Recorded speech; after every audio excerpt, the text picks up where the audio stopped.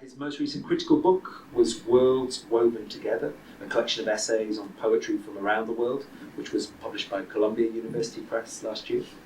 And his most recent editorial project is the collaborative anthology of contemporary Sri Lankan poetry, published just this season by Blood Axe Books.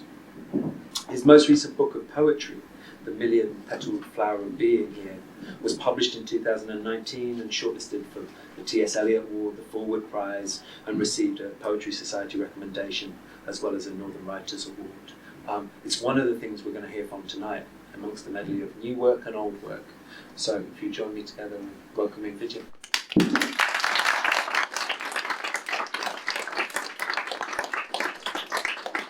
Well, thanks so much, Nick, for that lovely introduction, and thank you for inviting me to be part of this. It's a great pleasure.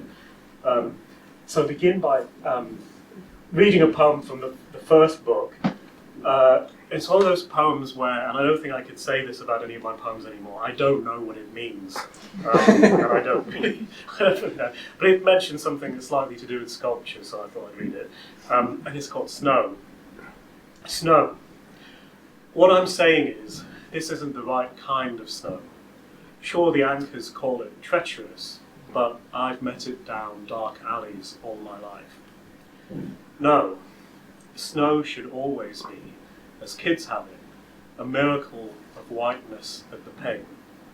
Flakes large enough to plink at the glass like a moth or a fingernail, and dry out slow enough to watch drying out on the clothing of the one you love.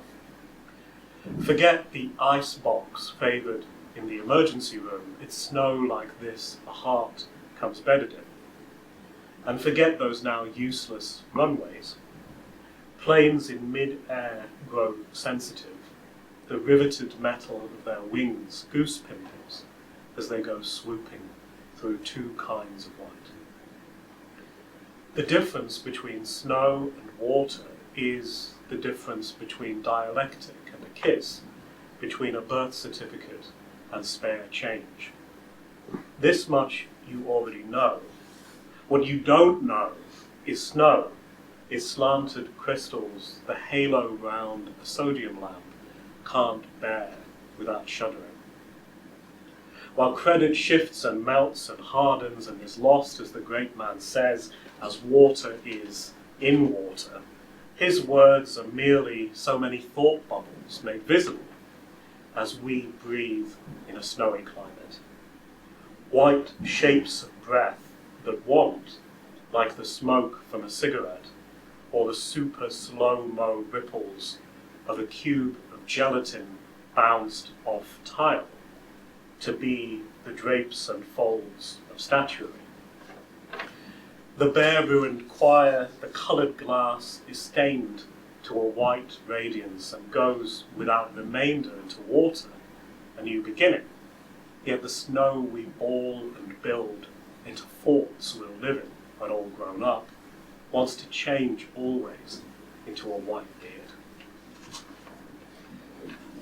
So I was working on the Victorian poet Gerard Manley Hopkins. And he's best known for being just so innovative in his style that it took decades for everyone to catch up with him. He wrote poems in what he called sprung rhythm, which was very different to traditional rhythm. I mean, it's really his idiosyncratic sensibility, but he pretended it was a system. But and a lot of you will know his poems; they're masterpieces. But you might not know about his journal prose. His journal prose is incredibly beautiful in its descriptions of nature. So if you think about Dorothy Wordsworth's journals, or Coleridge's journals, that kind of thing. And there's a particular entry I wanted to read to you, which is from August 16th, 1873. And one of the things I think is so wonderful about it, because to me this is really a poem in prose. It is a prose poem, though I would never have thought of that as a form. Is he invents a new word in it. And he invents the word scupped, which half means rippled and half means sculpted. And he uses it of water. And I guess it's that old problem, Turner's problem, like how do you depict water without it looking like solid marble? Like how do you capture the flux of water?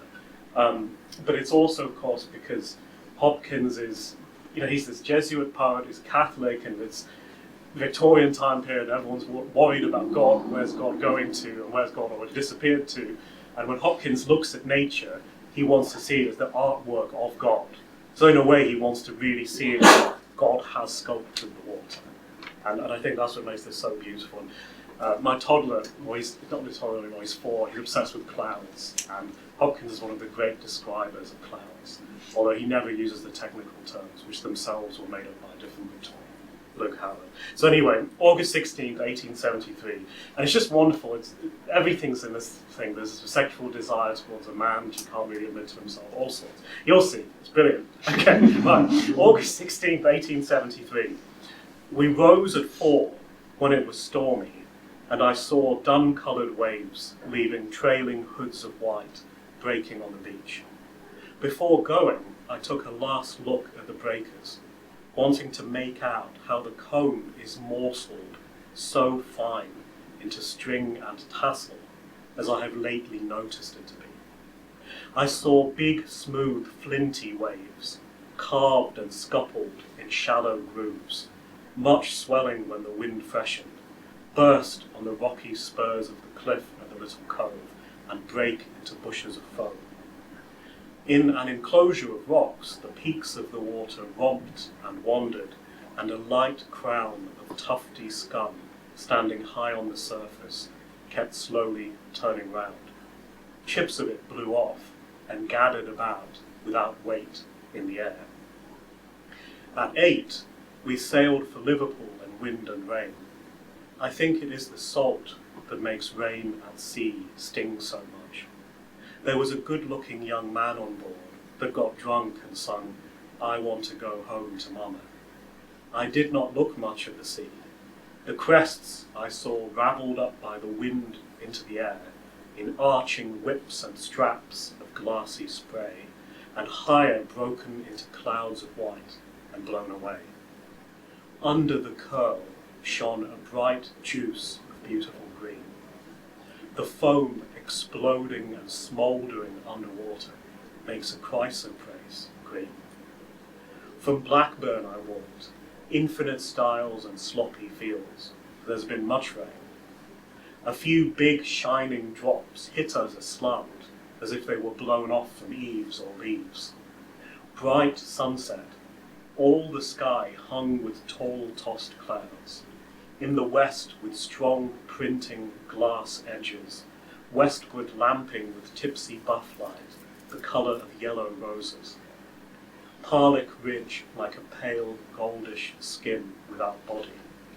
The plain about Clitheroe was sponged out by a tall white storm of rain.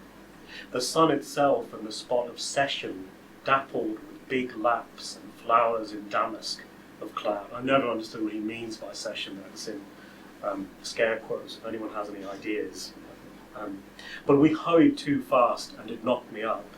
We went to the college, the seminary being wanted for the secular priests' retreat. Almost no gas for the retorts are being mended. Therefore candles in bottles, things not ready, darkness and despair. In fact, being unwell, I was quite downcast. Nature in all her parcels and faculties gaped and fell apart, fatis cebat, like a clod cleaving and holding only by strings of root. But this must often be. So it's very interesting, obviously, no intention of publishing the journal entries, just as he actually refrained from publishing all of his poetry because he felt it was not what he was meant to do as a Jesuit. But we also have evidence that he revised the journal passages, really thoroughly. So they are kind of literary writing. Okay, so I'll read a couple of poems from this book, and then I'll read 3 new poems. So this poem's called Leeds. I see a slow motion again in this poem. I have mixed feelings about slow motion. Sometimes I think it all starts to go wrong with slow motion. That's the problem of the world today. I used to be much more interested in it. We have great forces trying to make us interested in slow motion. I don't know what I'm talking about. Let's continue. It's a conspiracy. What I mean is, it's a sort of paranoid reading of the world, isn't it? It's the idea you slow everything down, you see more. But as anyone who's watches football and has experience of VAR knows, you actually see things that don't exist, like You slow things down. You should watch things not slow down. Okay, Leeds, where my parents live, and I place in my mouth, with a fork and not my hand, a polygon of potato, which has swum for hours amid lamb on the bone, coconut milk, black mustard, and fennel seeds. You're in Wiltshire. We speak on the phone as I leave the cul-de-sac, past where the nice houses are, down the oak dark lane, through the crossroads, and to the Norman church with its arch of hewn ab-original stairs. Long distance means talking every day with nothing to share. My emails are try-hard. Lolloping out of the daffodils in the pink light, I see a hare moving exactly like a faster creature in slow motion. I wish you were here. So this book of poems, when I did the first book of poems, it was kind of half, sort of mainstream lyric. It's kind of anecdotal and half weirder stuff. I always thought it would just get weirder from then on. But that's not really what happened with the second book. I had this sort of nightmarish experience in Durham leading up to Brexit, and it was horrible, and it became much more personal again. And they started off as sonnets I actually did write to my wife, and then gradually I realised that some of them could actually turn into a book of poems, and so the book takes the form of sonnets written to my wife. And the second one's called In My Father's Room I Discover. In my father's room I discover, among the Wilbur Smiths and icons for puja, W.C. Lefroy's The Ruined Abbeys of Yorkshire. Its blood-red leathers like a sari, only the spine is worn by the touch of the air to the colour of your shoulder blades when we forget sun cream abroad. Like the sound of brave words or fine music in dreary scenes and moments of depression is the sight of Kirkstall Abbey, writes the author, in the purlieus of dim, laborious Leeds. We've been, of course, but did you know my parents took me as a teen to see Hamlet performed in the ruins? We brought green bean and potato curry in buns, a thermos of hot lemon, crisps as provoking of tuts as my dad flipping through his York notes. And I just had this special hatred for people who go to see Shakespeare plays, and you can tell they're sort of frustrated because of their own inability to, engage with this language. But that makes them really disapproving of any tiny noise around the room. So I think that you're spoiling Shakespeare for me, but actually it's not that. It's just that those people could never appreciate Shakespeare. It's not me. Right. And then three more poems, and these are all poems that I guess they're moving towards a third book of poetry, and it will be my Sri Lanka book, I suppose. And this poem's called Trinco, which is the town where my mother grew up in the north of Sri Lanka.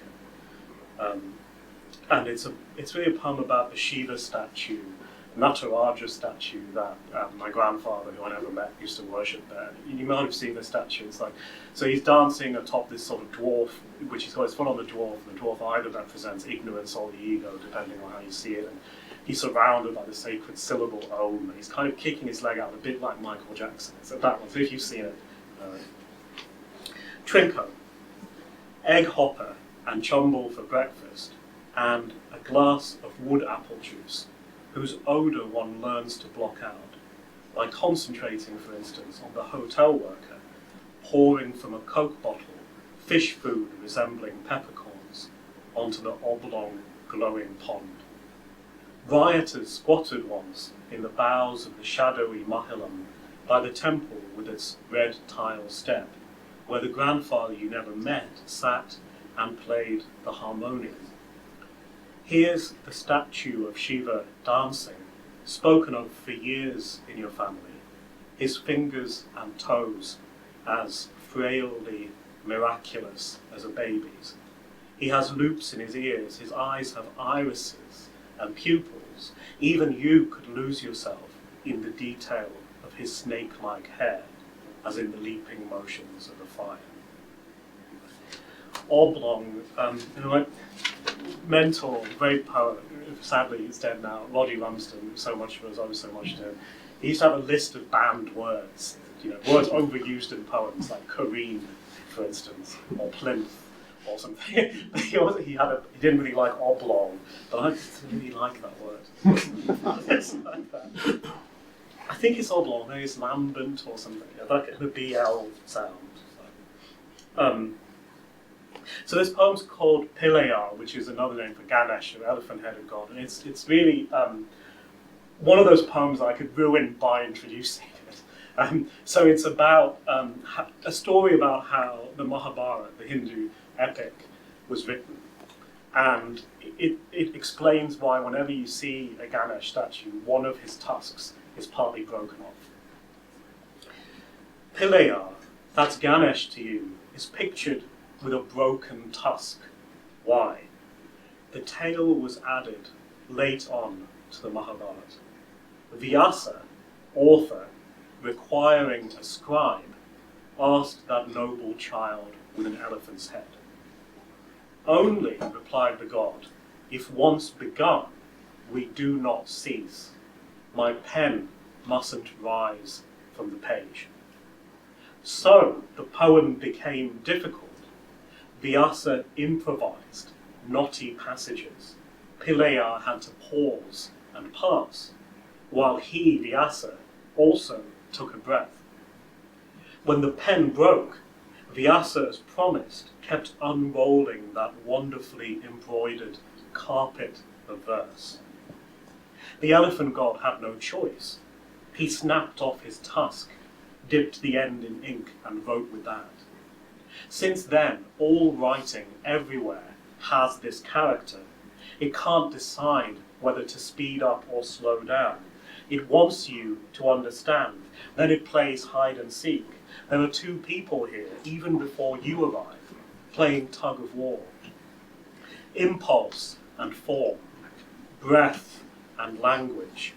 And since the pen is a torn-out tooth, read between the lines, you'll taste blood. This last poem is called Rama's Bridge, and that kind of has two meanings. It has a real-world meaning and there's a mythological meaning. So if you look at satellite depiction of the Earth, you'll see that there used to be a land bridge between India and Sri Lanka. And now all we can really see of that is what's called a tombolo, or just little islands of land that have sunk into the sea. You can see it on a satellite. So that's, historically, geographically, what is the case. But in the Ramayana, it's very important because the demon king of Lanka, Ravana, he steals Sita from Rama, and Rama has to go and rescue her, and he has to cross from India to Sri Lanka. And he does this by all the animals come and help him by helping him build a bridge. And in particular, he has the monkeys help him, and they're all led by Hanuman. And the monkeys are superhuman beings, and they're carrying, huge tree trunks like Superman. But the story goes that even the squirrel, the tiny squirrel, rolled a pebble down the shore to contribute to the bridge, because he wants to contribute to the bridge. And there's a particular kind of squirrel which has 3 lines on its back, and it's said that it got the lines when Rama was so pleased he stroked the squirrel and he left the marks on it. And it's a kind of squirrel that I've only seen in Sri Lanka, but also in Massachusetts, where I now live. And that just seemed really odd. So I wrote this poem, Rama's Bridge. That pebble in your shoe, it's the same one the squirrel rolled down the shore, wishing, like other larger critters, to help the rescue effort, build that bridge of wondrous strength, 100 leagues in length. Fondly, was it a shade patronizing, Rama stroked the squirrel's back with his long, somewhat tapering fingers of fire, branding its fur with stripes that last to this day. Unlike this ghostly tombolo, visible only from space, unstrung pearls in a wash of phthalo and teal, golden microbes still on the moon. Thank you.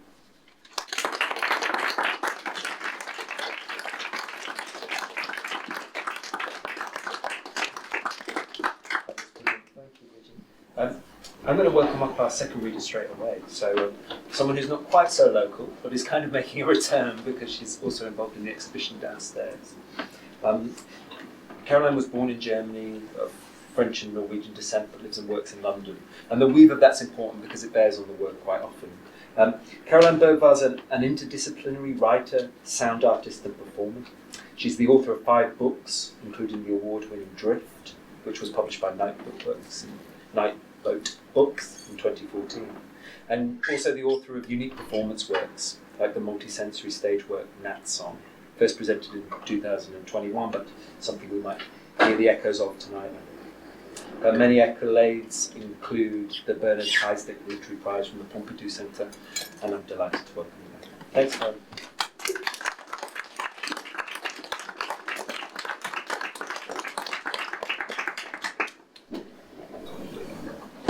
Thank you. So very, very pleased to be here, and that was a beautiful reading. Very nice to share this evening with you, and to be here, and very happy to be part of this really sadly timely, very powerful, strong exhibition, and always timely in the changes of language. So what I'm going to read now, for me, is a little bit of this is the continuation of Nattsong, which is many years' work of thinking about. I'm not going to go too much into detail because I'm going to lose myself in it. But this version now is called Nattsong, and this work is basically feeding off the Nordic Voluspo, one of the foundational texts in Nordic poetry, creation and destruction myth, called the Voluspo, which is spoken by the vulva, who is a female seer, and who sort of calls on Ragnarok, but then also the beginning, again, the re-beginning, if you like, of the world. So part of this work is influenced by that, and at the moment I'm trying to work out a sort of translation or reworking of this piece. Now, I usually work this with a musician, with a singer.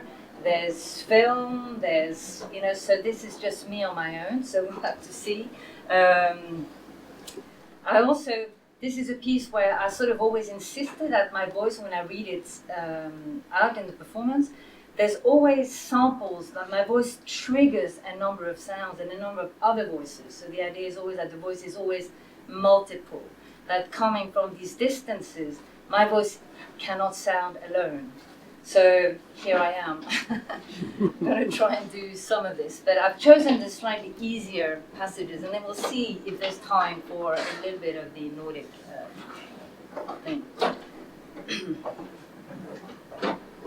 So I'm just going to read through because it's sort of easy. Night seems to fall for 12 hours at a time. From 5 to 5, from 6 to 6, from now to now, cry to cry. Then befalls deeper for another 12 hours, from 4 to 4, 8 to 8, from now to now, from hand to hand, from O to O, fever to fever, from A to B. How do I get from A to B?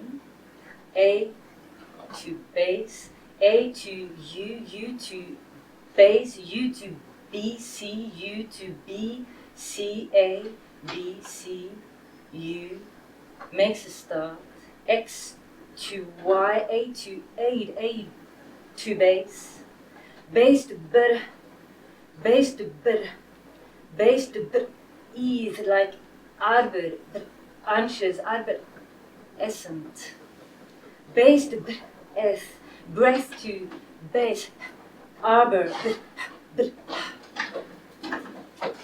fine, arbor, base, F, aid, adder, fine, base, anxious, roots, route, under, arbor, where our barbarians, another great, on-homing. So long as I'm and counting moments for bridges, infra breath for inter bridges, macro units imperceptibly move 1, 2, 1, 2. These are the things on everybody's mind. 1, 2, 1 step in front of the other, one day after another, one person at a time. 1, don't get sick. 1, 2, what happens next? 1, 2, 1, 2, what happens next? And tiredness, lethargy. 1, don't get lost. 2, what happens next? Steady, slow hum of panic, hums, panic, hums, oh my, oh my, oh my, oh my, oh my, oh my. Seeking shelter, refuge. Where are the keepers? What are the keepers? Washed over by relays of stories, broken times, violence, discontinuities, vibrant cultures into wastelands.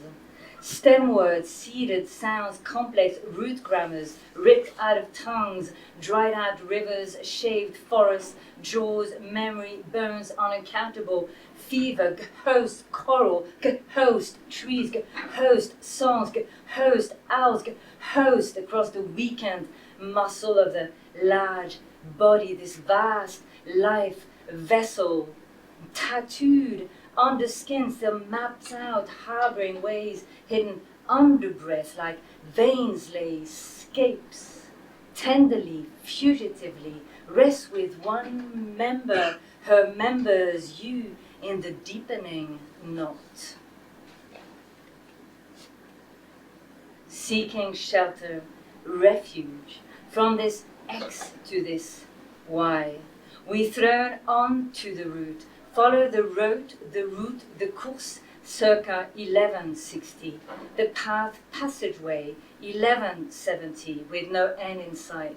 Latin rupta, via rupta, broken way, rompere, break from Anglo-Norman and Middle French. French, refuge, protector, often use of gold, first half of the 12th century in Anglo-Norman. Means of obtaining shelter, 1175, Old French. Refuge, shelter, protection, place of shelter and protection, 1278. Excuse, evasion, 1440. Sanctuary, retreat, 15th century. Place of shelter for disadvantaged people, 1663. Hostel, 1718, now obsolete. Classical Latin, refugium, place or means of shelter, concealed chamber, protector, refuge, 4th century. Action of avoiding punishment, way out, 5th century, Augustine. Sanctuary, right of sanctuary, from 1000 in British sources.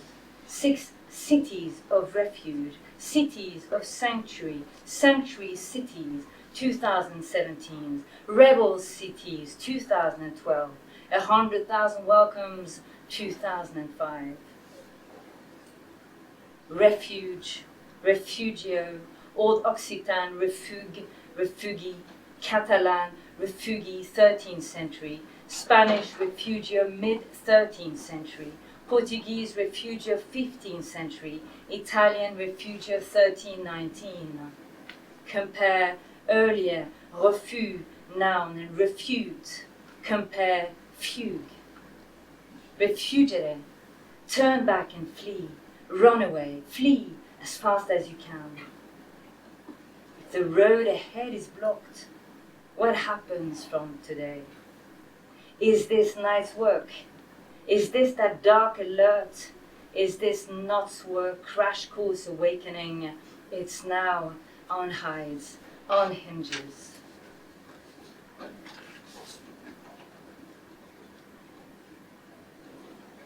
Listen, hearer. insides all around, insides all around, insides all around. Listen until bleeding from the ears to the trees, the soil, the city. Sun plunges into sea at Ragnarok. Listen here for the submerged, the cut back, poisoned, the drowned, the left for dead, the voiceless, despairing, insides all around. Listen for the bridging of the chromatic scale of the brave, the etheric complex of the wise, the crystalline memory fields of the disappeared, silenced. Listen until bleeding from the ears. Listen from the galactic, the holistic anger, the cosmic vegetal, the astral mollusks, oceanic minerals. Listen for the osseous maps of all-knowing, the womb vital energy of pain and all gestation inside you and all around, inside me and all around, inside you and all around, inside me and all around, inside you and all around, inside me and all around. Listen here, listen all around, outer, inner, inner, uti, waves of voice makes itself felt. Listen at work in each of us, appears when absolutely needed, when I'm on my knees, on my knees, on my knees, from deep inside, transdimensional fighter, rich undertonal, angered elemental traveler, transient feminine, noisy singer of the false notes, free rider of the darkest times, inside outsider. Listen, is your pilot of the long detours, comes in heartful, picker-upper, shaker of being. Listen inside you and all around, inside me and all around, inside you and all around, inside me and all around. For the end of the line is the end of differences, is the end of care, is the end of love, and the end of the line is the end of coastlines and heartlines and shelters and forests. In times of catastrophe, all grounds escape. What are the stratas of encounter? The holdings of care. What shelters? What ground is there? What propels in the dark? Who sheltered? What ghosts? What guides will we be? Who are you? What are you? What will you be? Who am I? What am I? What will I be? For passages we are, for passengers around, and passages we are, for passengers to come. For passages we are, for passengers around, passages we are, for passengers to come. Oh, passages we are, for passengers around, passages we are, for passengers to come. Passages we are, for passengers around, passages we are, for passengers to come. And passages we are, for passengers around, passages we are, for passengers to come. For passengers to come, passengers to come, passengers to come, passengers.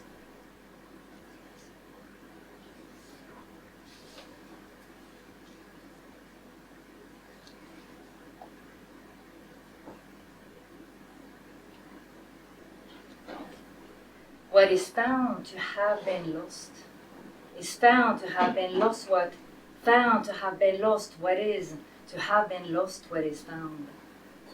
What is found to be lost, made lost, to stay lost. Be to found is what's lost, found is what's lost to be. If findings carry losses, carry findings of losses, yet being found lessens losses, lightens what is carried. Made lost, stayed lost, fleeced of earthly hide, hidden comes unhidden, what is found to be unhidden. Found to have been hidden, hidden, been lost, found hidden unhides what was lost. Found buried, not hiding, hidden, not hiding, unburied, still unfound, unsounds what is found. What is found of what is left, all there was that cannot be, all there is of all there is. What is not hides in what is. Oh, now I know. No sait qui sait. Don't know, that is. Qui sait, no sait. No sait se trouve what not is not. Not known what was. Qui sait, no sait. Qui sait, qui sait. Holy kings and kinds, what was lost, never found, never known, never knew what is left of what is, all there was that not is. Holy kings and kinds, what is left of what is, all there was that not is. Is this what is? This is what is. All there is of all what's left. All there is all there is all. Thank you very much.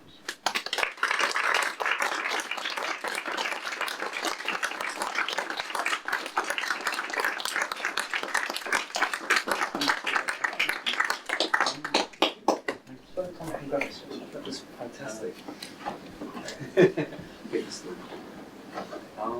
We've got a nice 25 minutes or so, and I don't want to fill that space. So, is there anything coming from the floor you would like to start?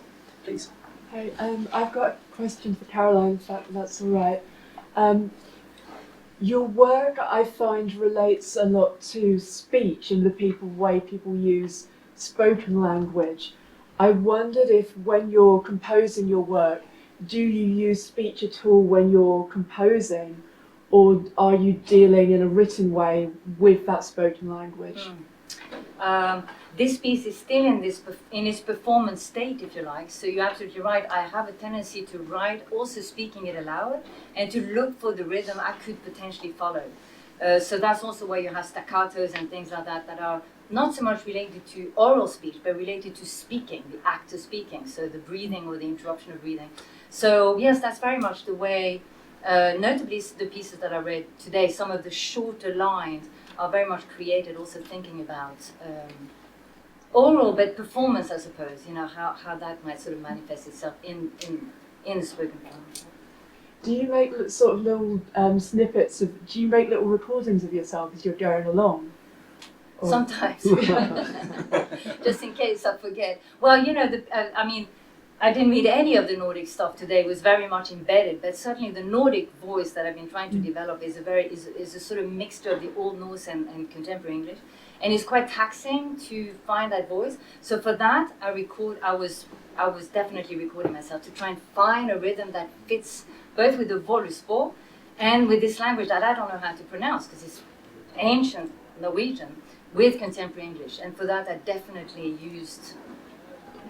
went into studio as well and really worked with my voice, trying to locate that rhythm. Thank you. Thank you. Nodding with recognition.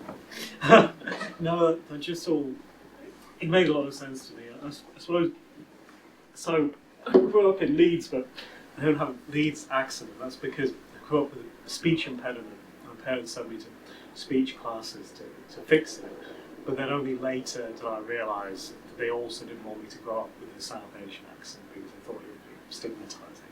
So that whole idea of the voice and how it comes back in the things that you write has always been very important to me.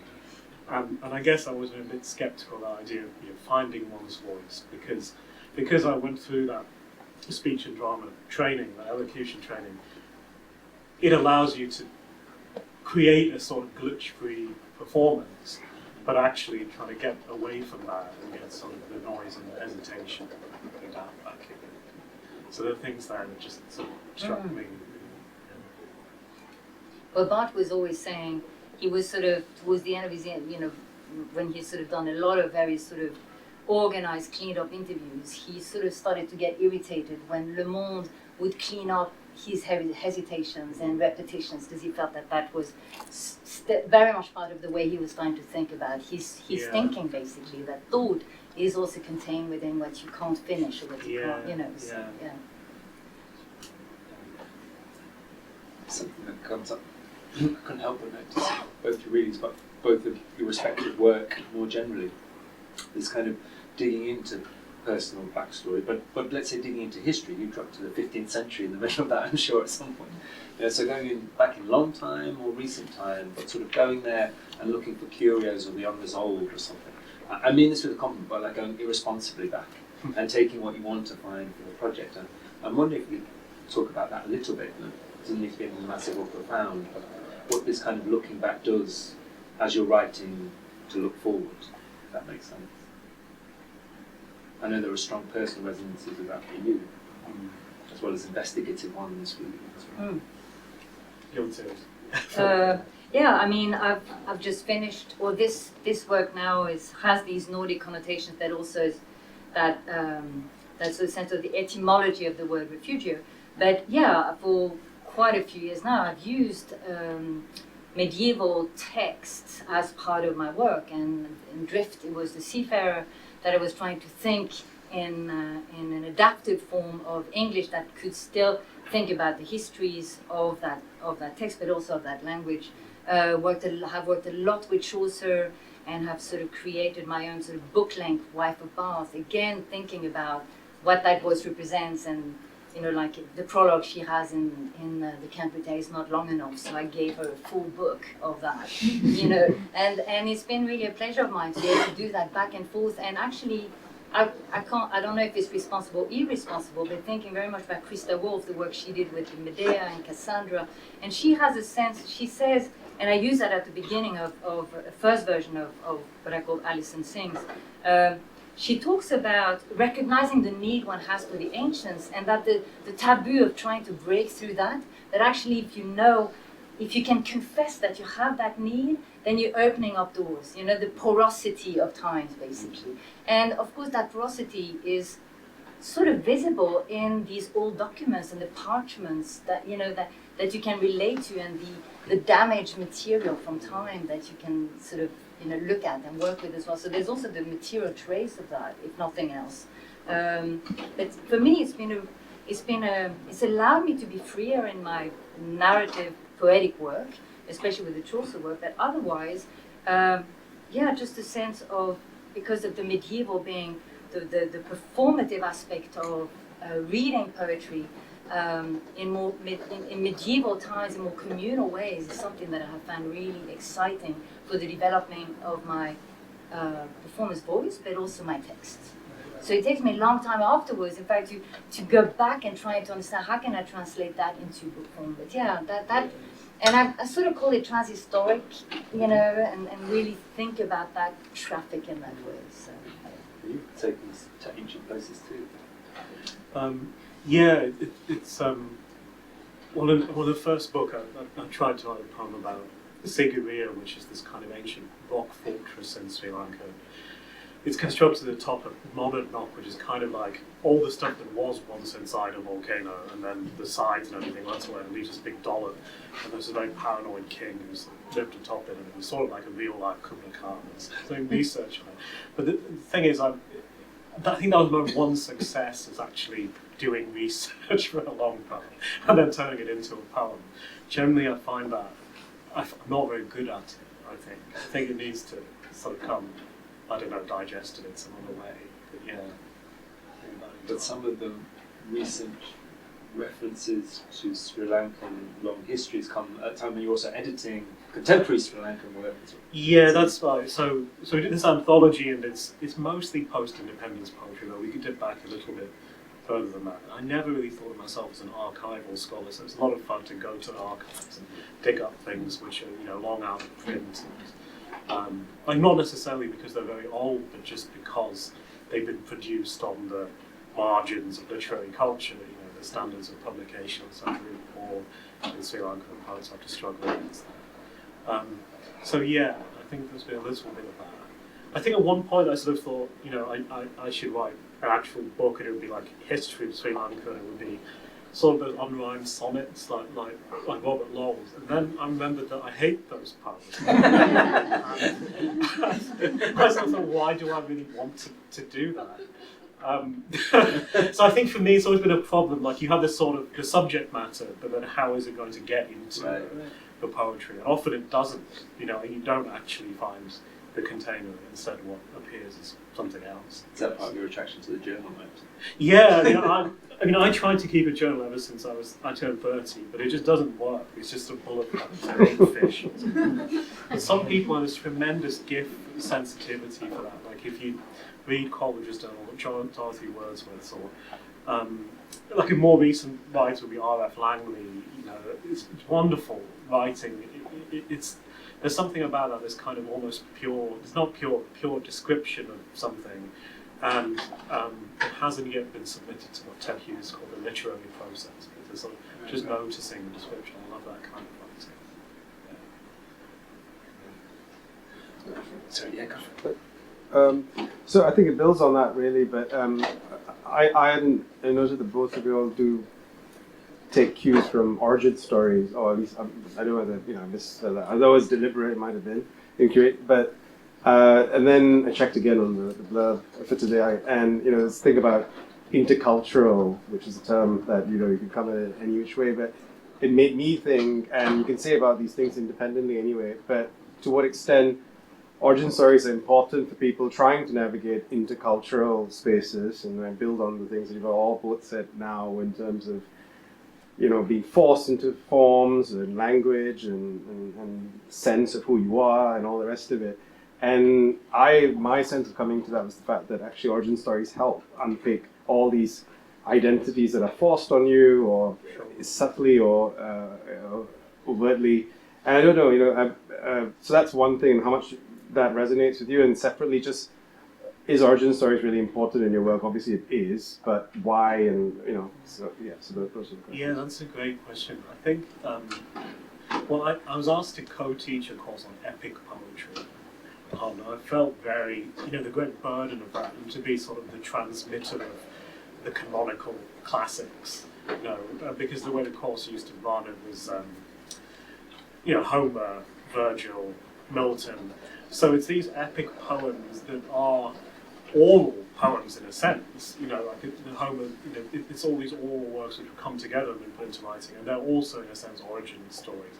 So that's when I got drawn to that particular tale about the Mahabharata, and so to me the origin story was to do with the overlap between speech and writing, and how something that was originally spoken and transmitted down the ages like that had then been sort of anthologized. It's been turned into a form of writing. But one of the things I found my students found very hard to take is that when I said there is no original Mahabharata, like there is no text, it's like it's just alive in the Indian subcontinent. There's so many versions of it. And I had students say, yeah, but what was the first one? There isn't really a first one. Yeah, there must have been one, right? And so it's really hard to break away from that idea of there being an original.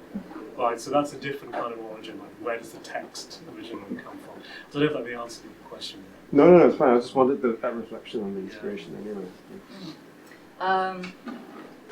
Yeah, from my perspective, I suppose there was that interest in wanting to go back into Nordic culture, Nordic foundational texts. But it was quite overwhelming. And I was really excited when I realized one of the first texts in the Eddic poetry is this Volispor, is this prophecy. But in fact, it is a creation myth, and it became quite overwhelming because of that. Also, it's a very difficult language to read. I'm reading. They have copies from it that was sort of re-scripted and rethought by an Icelandic scholar in the 12th century. And these are the sort of versions that are sort of. So you're dealing with a couple of examples from that plus earlier than that, but the transcription sort of comes from these sort of early medieval times in Iceland and have sort of become foundational. But because of it's not confusion, but there's not that many versions, but there's an enormous amount of translations in the Nordic and the Scandinavian languages. Go online for Volispor Hovamol, which is Odin's text. Then you have an enormous amount of translations, because it's a sort of claiming of the space, especially for Norwegians who were not Norwegians for 600 years. So there's that sense of reclaiming text that, that is Norwegian, rather than text. This is sort of, so I found that quite interesting as part of Nordic culture and the circulation of languages. And I'm reading, the version that I enjoy the most are versions of contemporary translators that write in New Norwegian, Nynorsk, which is a political language that was created out of an amalgam of a lot of dialects in order to escape what had become Danish Norwegian, basically. which is the Norwegian that I speak in the southeast of the country. And it's a beautiful language, very rich. You know, the Danish Norwegian that I speak is a bit thinner, whereas you have the Nynorsk is extremely rich.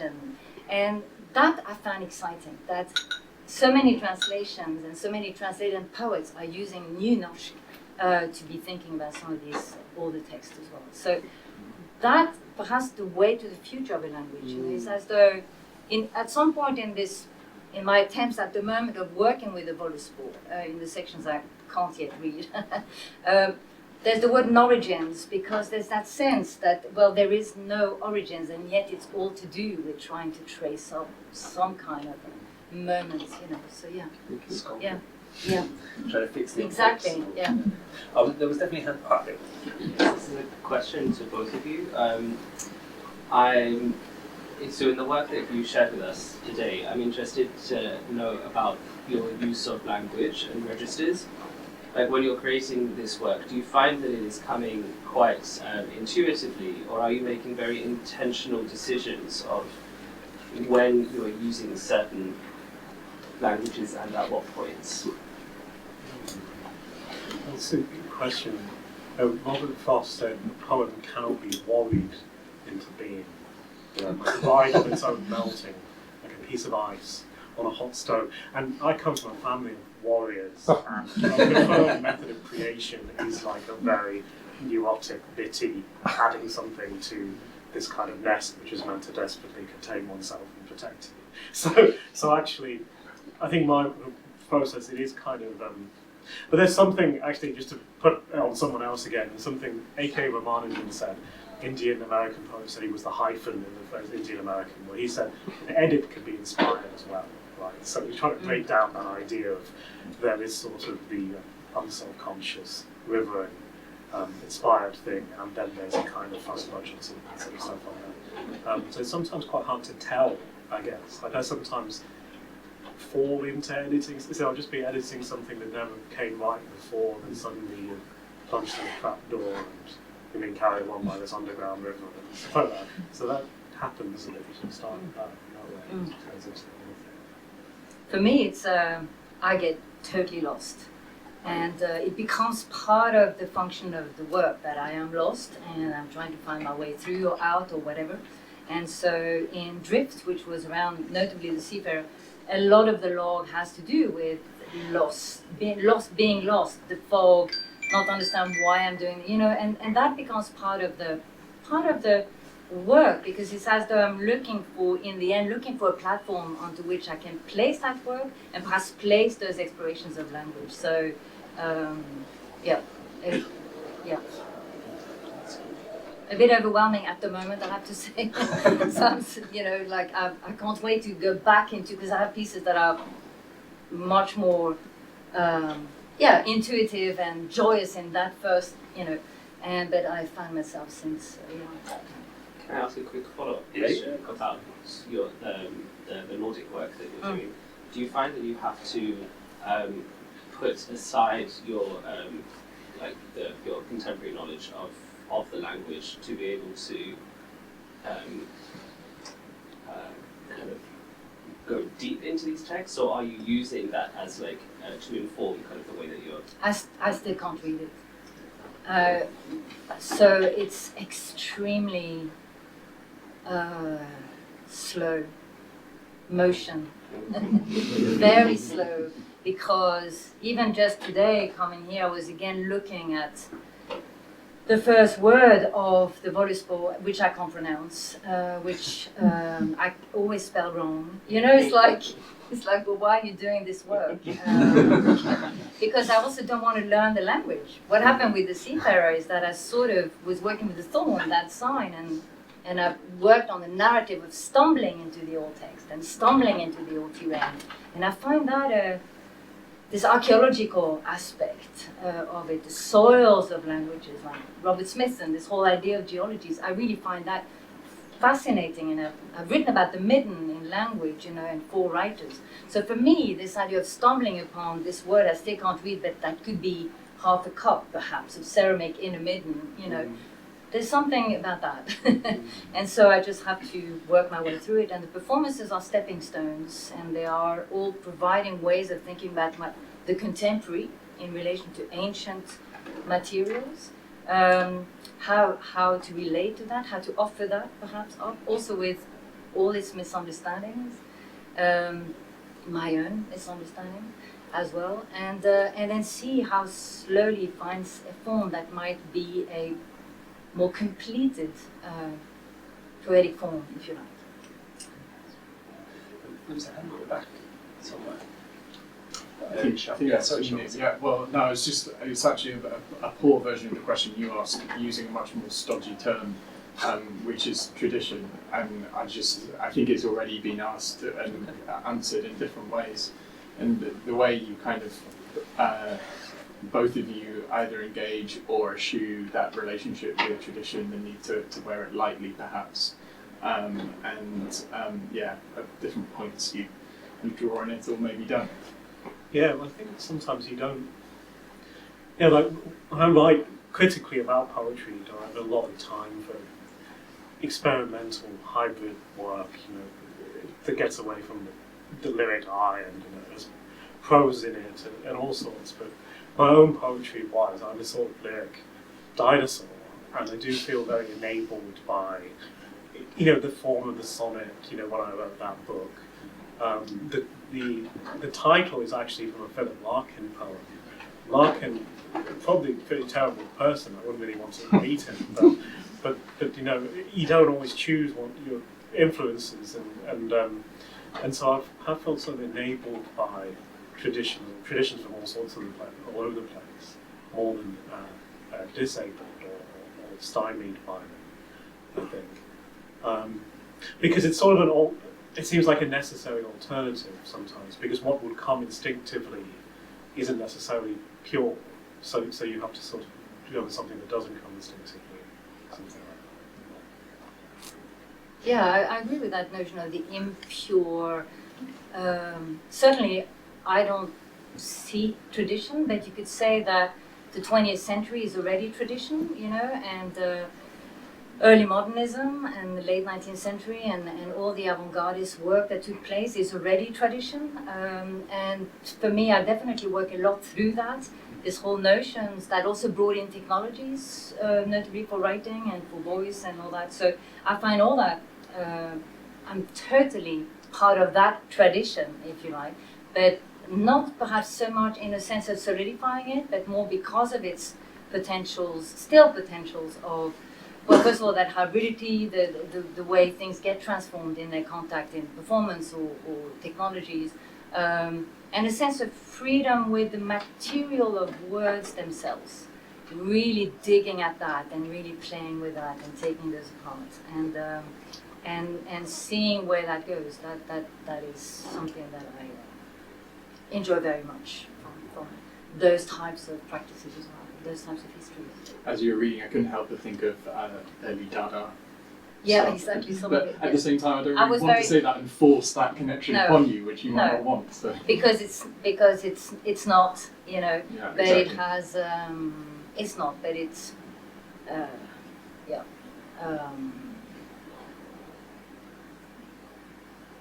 that is a long silence for a non-answer in a way, because it's not Dada. It's just part of that history, but it's not part of what I explore particularly. Sorry, just a very small question, which is a really question. If I remember correctly, at the end of Bergvall, the CRS says something that amounts to "Now I will sing." Yeah. So the last verb, "Sutva," has got this idea of going down into the earth. And obviously as well, Vidyan, you've spoken of the sculptural water in Hopkins and the tombola of islands visible from space. I was wondering if there's any sort of last observations you've got to make about time and materiality in your art and language in the space of the Henry Moore Institute. Because when I was asked to do this, I was thinking about the idea of the weight of words and sculpture, and I think the first thought was that I've always not had much time for the idea of the poet as sort of chiseling words into stuff. You know, this sort of idea, it's a very, I mean, a lot of poets, a certain strand of poets really love that. And I think you're meant to admire their muscles as they're, you know, chiseling. It's a sort of like materiality, hardness, muscles. But I think that to me, the materiality is probably that sound, right? Because that comes out of the speech impediment stuff as well. And I think it's how sounds come together to create something that seems, you know, accidental. I think that it's something to do with sound and seeming to allow us access into certain issues. And maybe that's an illusion, but a sort of useful one or something within the province of a poem. I think that's a beautiful answer, the whole notion of sound occupying space as well. And I definitely also think about space in the way one posits a performance, but also space the way I let language or the written work, depending on the project, occupy their space on the page, and very much thinking about that as ways of inhabiting space, which I connect perhaps primarily with sculpture. This whole idea of being of perceiving space, of perceiving matter. Worked or not worked, but then the way it sort of takes up space is something that I find really fascinating. And some of the repetitions that I do, because some of these repetitions that are indicated today can last much longer in some of the context of some of the work that I do. And I sort of do it in such a way that they feel a little bit that they start to create solid space instead of time. And that is very much for me part of this idea of matter, of another type of matter that you can create with performance language as well. But thank you for that question and for this idea of the final sinking, which of course is a temporary sinking. There's this idea that, you know, and Sokvask, when I look at it, it also makes me think about, just very laterally, about seeking. So there's also that idea of what might happen through the sinking that might seep back out, basically. And it's in the middle voice, isn't it? Sort of aware, Yes. kind of non-reflexive, Yes. interiority. Yeah. I'm so pleased you asked that question, because I was just going to say, do you like sculpture? This is such a much more intelligent way of getting that. Does anyone have a last question? We have squeaked over time, and I feel I'm going to get a naughty stare at me. Yeah, go on. I do. It's kind of following on from that, like that thing around, for me, like I cross into different art forms, and I've more recently come to poetry because I love that you can write poems after one another, and this kind of really overt way that you acknowledge the past, and you sort of touched upon that. And for me, yeah, in other art forms, sometimes that's quite difficult to acknowledge this kind of like dialogue and this ongoing conversation that we're all part of. So yeah, I don't know if there's anything that kind of, yeah, just relating to the exhibition, but also what you were just saying about space and materiality, that words give you an opportunity that maybe other art forms don't. Is it like the way that another's voice can kind of come into your own, enabling that? I mean, the poet I really admire, I asked him once, are you influenced by Elizabeth Bishop? And he said, I would like to be. And it's that so it's that kind of idea, again, of, yeah, there is a sort of, genealogy or something, like, and you're sort of coming up in the wake of someone or after someone, but not necessarily with complete control over who your family is, much like their actual family. But maybe also if the lexicon is the shared material as well, right? Yeah, that's right. I mean, there is a kind of like actual individual words and thinking, oh, that's very useful materially, where will I use this word? And I do think that way sometimes about not all But also I think the difficulties of language, because it owns you before you own it, and that is part of the challenge of writing. And how do you relate to that? How do you get out of that? How do you make sure that you sort out some of these blind spots when they become slightly more visible, or when do you allow it to actually start shaping you? So I think it's both. It's part of the difficulties and the challenges as well. These arts. They're pre-owned. Well, that is a beautiful place to finish. Thank you, Vidyan. Thank you, Caroline.